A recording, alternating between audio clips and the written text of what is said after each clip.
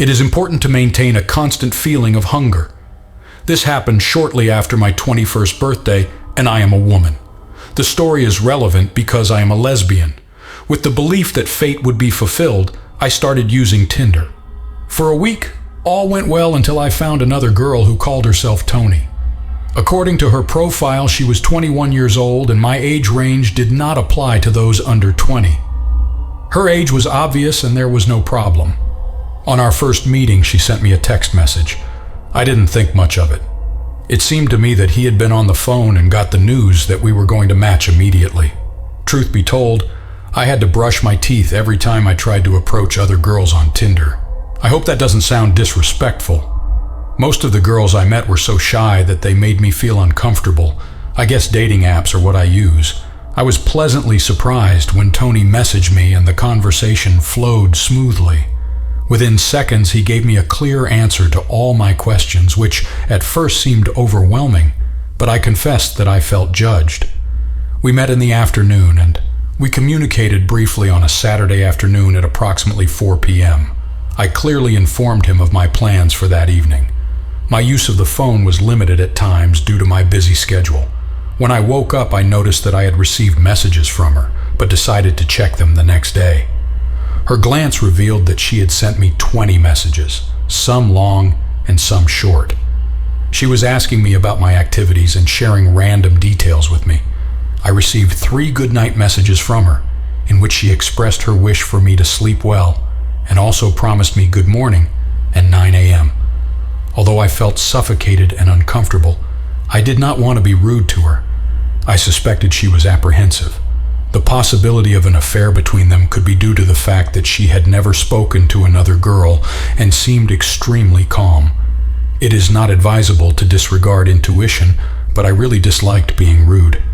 I've come to understand that what others think of you is irrelevant. If someone seems strange, that's what it's all about. Take a moment to walk away. Avoid giving them the benefit of the doubt when you get the feeling that something is wrong. I've had girlfriends in the past, but I find that some people don't have those same qualities until later. I got the impression that she was one of those people. I answered politely and informed her of the events of my evening and inquired about her well-being. Again, she gave a quick response. It was quite disturbing. It seemed as if she was constantly on the phone. I felt compelled to answer him quickly because I knew he would text me more if I didn't. We talked for a while, and then the subject of my birthday came up. After expressing my excitement about turning 21, he informed me that I was 19. I was perplexed because his profile said he was 21, but he informed me that it was a mistake and he could not change it. Her next words had a greater impact on my feelings, making me feel uncomfortable with her. In her bio, she said she was 19 and had included her age in the comments, but it was a hoax. Before poking her, I had carefully read her bio and was sure there was no mistake in her age. I contacted her, but she informed me that I was mistaken and that I should look into it. How much information does she possess? The first line of her biography read the 19th of September 21. She amended to make me believe she was a fraud, but I had no knowledge of her previous bio. Her dishonesty really irritated me. While I am not against the idea of a 21-year-old being 19, I don't think she has much in common with someone younger. The difference is not significant, but it reflects my feelings. Tony's insistence on not revealing his age and pretending otherwise was very embarrassing to me. If I accidentally entered an incorrect age, would I delete his account and reverse it? I stopped responding to Tony and eventually broke up with her. You would think that was the end of it, but it wasn't. That night, I was browsing Tinder when I came across Tony's profile. Although he claimed to be 21, it was obvious that he had created a new account on another device. His profile pictures were identical, and his bio had all caps and the message, "Send me a direct message." I'm sorry I didn't talk to you. The message was directed at me because it mentioned my name. That night I was so distraught that I turned off my phone and tried to keep my composure. I considered deleting my own account, but I wasn't sure what to do. I swiped and left to make sure we didn't match. I tossed around the idea of reporting her profile. It was too late, as he had swiped it. My decision to delete my account was no big deal, as I had never come across anyone who had the potential to become something. I was hesitant to open the app, but persisted in checking it out for fear of discovering another Tony profile. After a few days, his story reappeared. The message was essentially the same, with my name and his bio appearing as if he was conversing with me. The town in which he resided was not a major city with millions of people at the time. I became so frightened that I felt the need to delete my account. Tony has remained without communication ever since. I am thankful to God. I'm not sure what his deal was, but it makes me wonder if he managed to create other accounts and use an algorithm to keep tabs on me. I still ask myself many questions. How many accounts did she create? Is it possible they are still there at this time? Is she still looking for me? What was the result of her false age confession? What made her such a needy person? This is the first and hopefully only time I have had to deal with someone behaving this way. I will never use Tinder again. Meeting people in person is more important to me. Until recently, I had only reflected on this issue while talking to a friend. At the time of this event, I must have been between 17 and 19 years old, given that I am currently in my 30s. This guy and I had a brief romantic relationship while I was working at the mall. Is it true that he flirted with me every day while I was at the store? I was extremely shy and naive and did not expect to be approached by men. In retrospect, I suspect he recognized my lack of confidence and awkwardness. This makes you vulnerable to the actions of a predator. At the time, he was in his late 20s to early 30s, which made him a little older than me. Our first day was spent on a break at the food court. Our plans were going smoothly until we decided to go hang out at his house after work. This was the first indication that red flags were not yet part of his repertoire. I had no intention of meeting him, but after several weeks of phone conversations and his continued attendance at work for break dates at the food court, I decided to schedule a meeting with him one day after work. It was not a significant distance from where I resided. If it's a good 10 minutes, I head toward his abode. I remember feeling uncomfortable, but I also thought I was just nervous. As I said before, I had no previous dating experience and felt extremely self-conscious during that period. I was about to practice mentally, engaging in cold discussions and revealing ways to mask my strange habits. I went to his house. Upon entering, I sit down in the living room and start watching TV. Subsequently, he lights up a joint. I smoked, but not much. Compared to my previous experiences, I smoke more now than before. A millennial has the ability to save one's life. However, it conveys the truth to me. After hiding it a couple of times, I realized something was wrong. My memory has memories of feeling excessively high after taking just a few puffs. I realized he wasn't smoking when I handed it back to him. He pretended to give it a hit and then handed it back to me, telling me I needed to widen it one more time. I also found it difficult to keep the joint lit. I think I had let myself get frustrated and opted to spend time with him. In addition, my head was spinning and I began to experience more and more mental blocks. I remember him telling me to finish my cigarettes and get some rest before going to bed. At this juncture, I was ready to leave and go straight to the bottom of the pile. I had a hard time getting up, and I don't remember why. He notices and gets up as if to help me up, but fails to push me to the couch. At this juncture, I experience genuine fear, as I suspect he has ulterior motives, and it is getting more and more intense.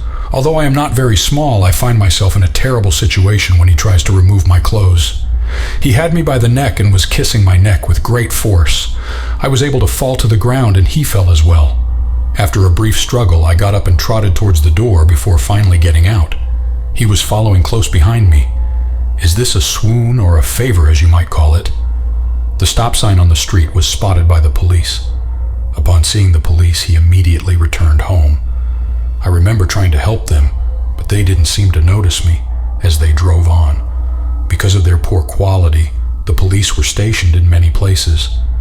It's funny because we used to make fun of the fact that they did nothing to prevent crime, despite their constant presence on every block. However, after that day, I totally agreed that their presence could prevent more serious crime.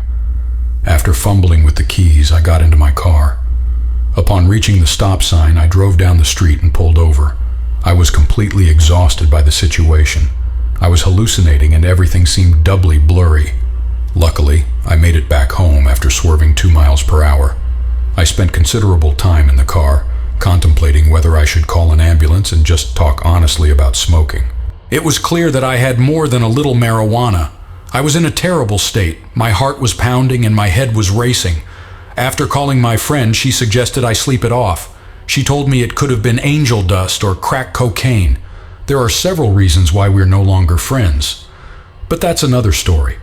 I'm not a real person. Despite my initial arrival, I was still hungover when I woke up in the morning. Not an alcohol-induced kind of hangover, but more of an overwhelmed feeling, if that makes sense.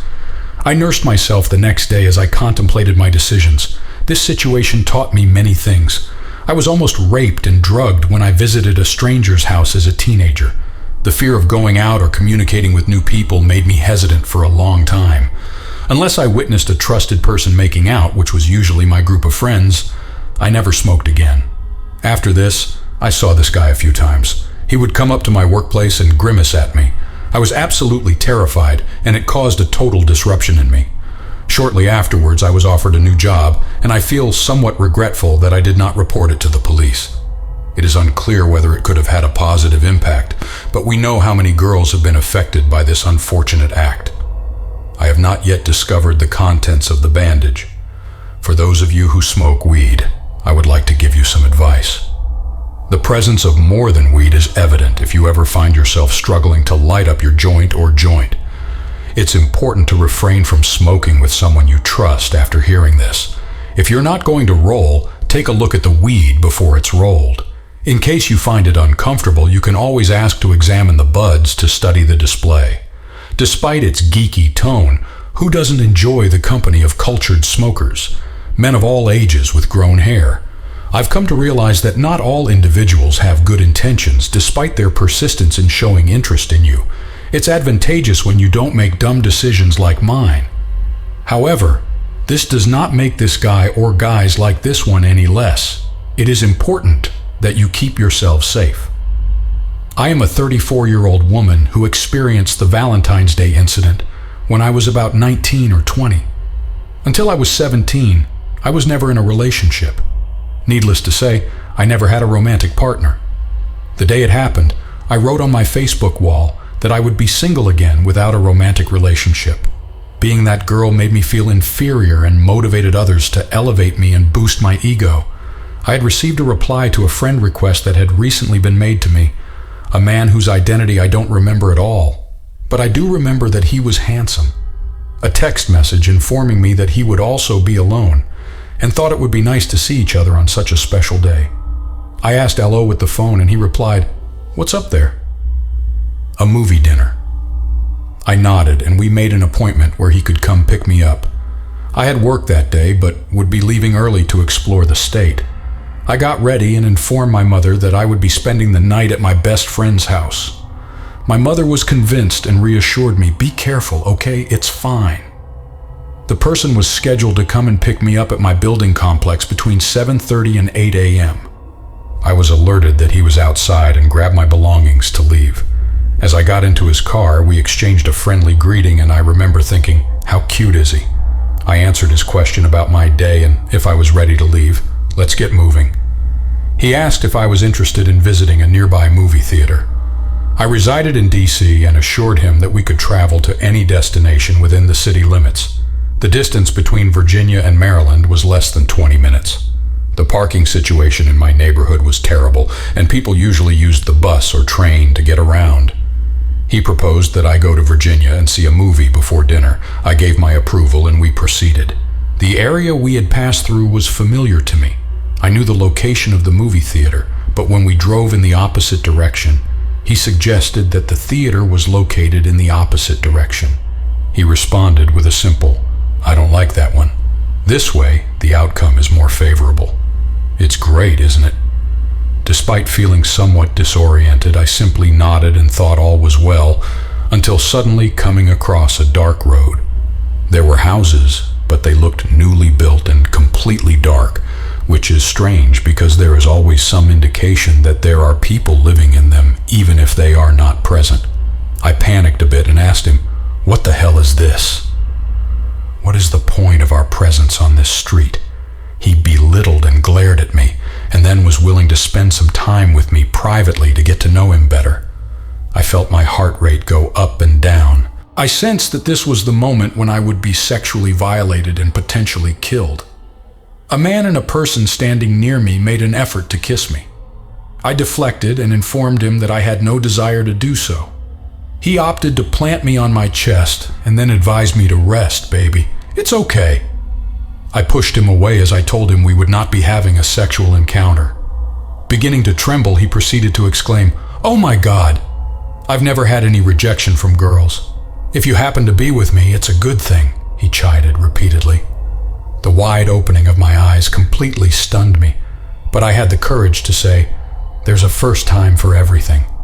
She looked at me in disbelief as if I was the one refusing. A woman who is 5'7" and weighs over 200 pounds was declining an offer from a man so muscular and of her own caliber. It seemed to me that her ego was bruised and fearful of the future. I had a million thoughts. Is it advisable for me to end my job immediately? What is my next destination? I am not sure where I stand. I believe God was with me that night because the man who started his car sped off and then drove in another direction, prompting me to ask him to take me home. If you had known that you just wanted to flirt, I would not have gone out with you. You should have informed me of your intentions and then let me decide if I wanted to. Instead of addressing me, he drove to the nearest subway station and waited for me to get out. I was surprised to my misfortune when I got out of the car and slammed his door. He accelerated, and I found myself in a station closed for construction. I resorted to my closest companion, who promised to get me a cab and bear the cost. Every day I thank God that I have a friend like her and have not suffered any misfortune in my sleep. I was expected to stop online dating, but my practice persisted. I refrained from dating anyone alone or for one night. I ignore what happened to that individual after that. I remember blocking him and never looked back. One of the scariest moments I have ever experienced. Felicia, I have always been a woman who has developed stronger bonds with others online than in real life. I've had my fair share of bad experiences, and this is one of them. I remember a time when I was about 22 years old. A man I met on Meet Me went on a date, and I'm going to call him by the name He. Let me tell you, it was a very chaotic situation. At first, he took me for a walk around town, delighting me with the sight of what was coming up in the night sky. Being a gypsy and always on foot, he had no problem. He would carry on an awkward and strange conversation with me, but would not give me any answers. He would ask us to go to his house to watch a movie and eat pizza, which didn't seem strange to him. When we agreed, we showed him his house, but I was unaware that he had been accompanying me there for the last 10 minutes without me realizing it. As we watched the movie, he kept trying to hug and kiss me. In spite of everything, I persisted in staying away from him. He would get angry if I sat on the floor instead of the couch. He began to scold me for doing so. He refrained from ordering or preparing dinner. I had a medical problem and went to the bathroom when I started to feel severe stomach pain.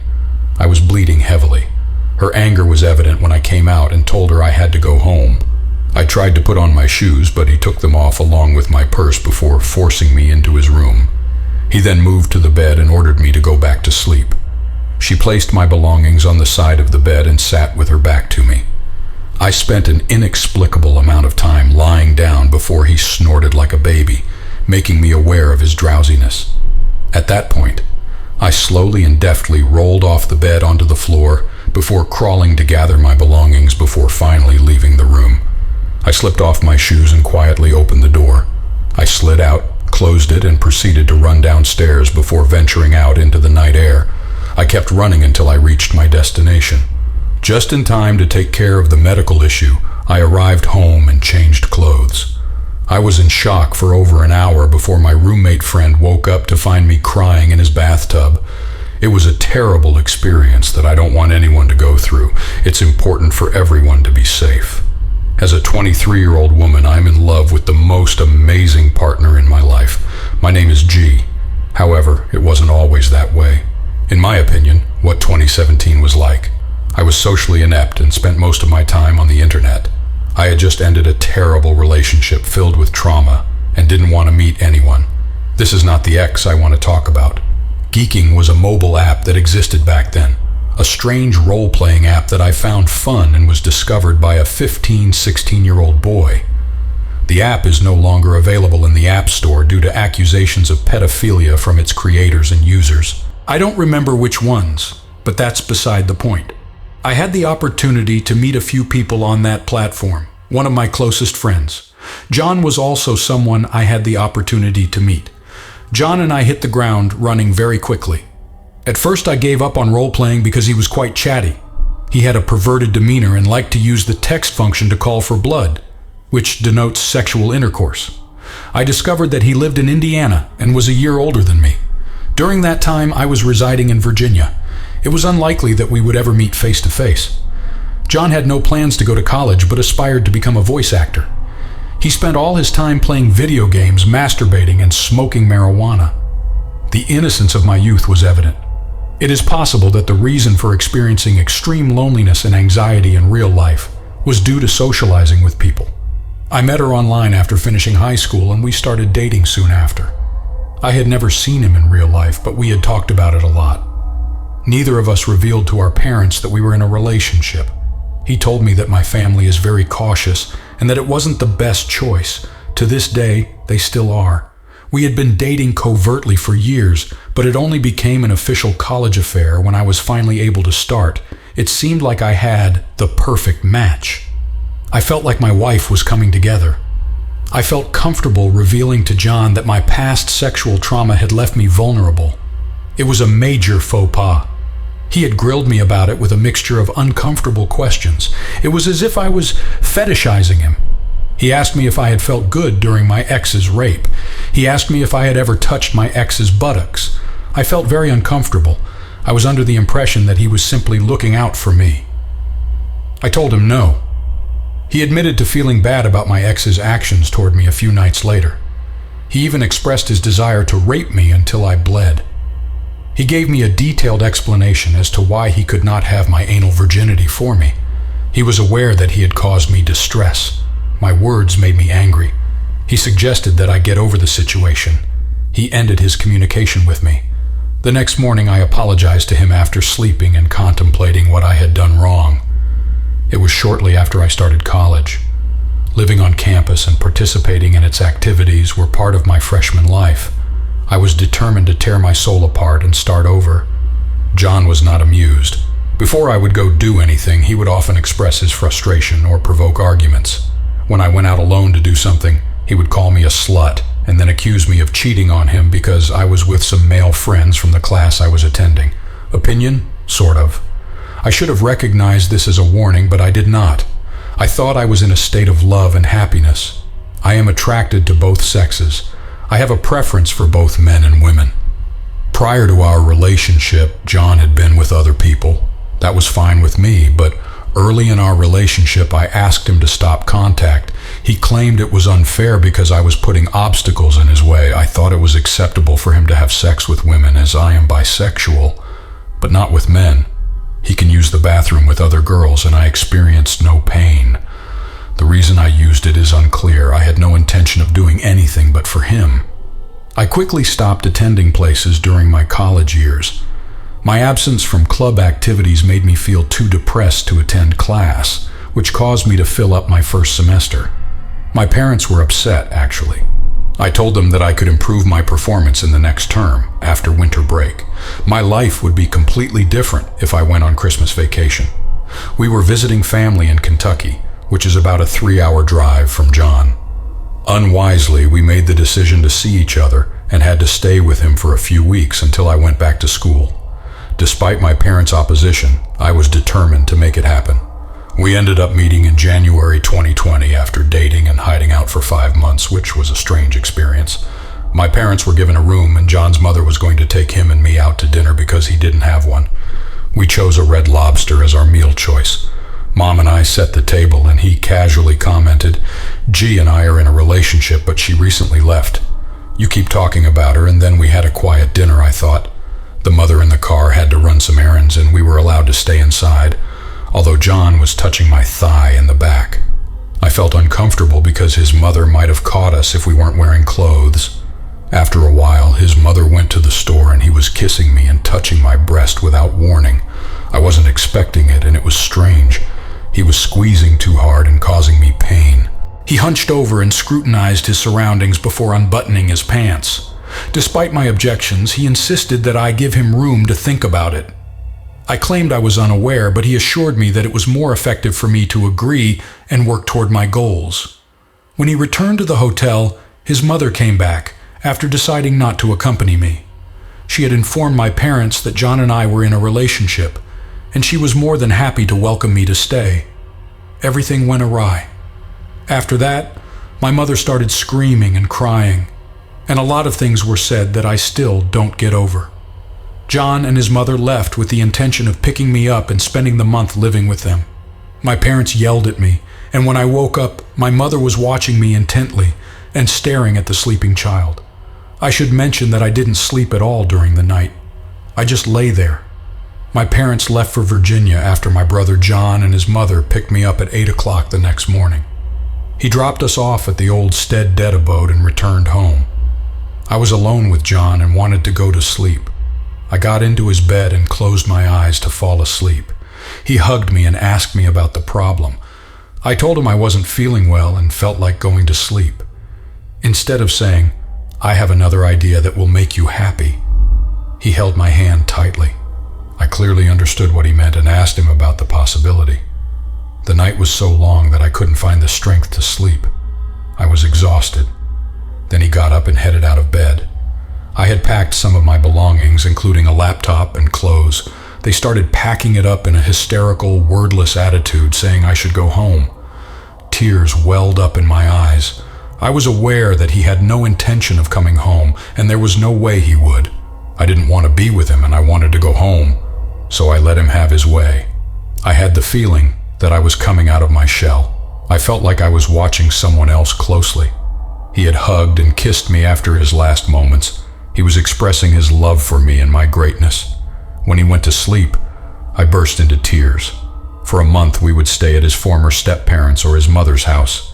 He was a habitual drug user and sexually assaulted me. The month I have been here is a blur. I don't remember anything. After a while, I returned home by bus. I was too ashamed to tell my parents that they were right and that it was not advisable to spend time with John. I deceived them and assured them that he had always been a blameless gentleman. Subsequently, my existence fizzled out within 2 years, and the pandemic occurred. Despite attending a community college, I persisted in failing classes. John demanded my undivided attention and threatened me if I did not have a conversation with him 24 hours a day. He kept telling me that I was worthless and undeserving of him, despite everything. This story has a happy ending. It took me a year in community college to become friends with a very nice guy. He fell in love with me and we became good friends. He made me quickly realize that I didn't deserve the way John treated me. He was the kindest person I have ever met. Over time, I found the courage to lovingly part ways with John, and most of all, I recognized the help my friend gave me. It makes me believe that my relationship with John would be different if it weren't for him. It's been almost 3 years since we started dating, and I can't thank you enough for the love you have for me. If you're listening to this, John, I hope I never see you again, and that you either seek help or confront the toxic, abusive person. Good luck with that.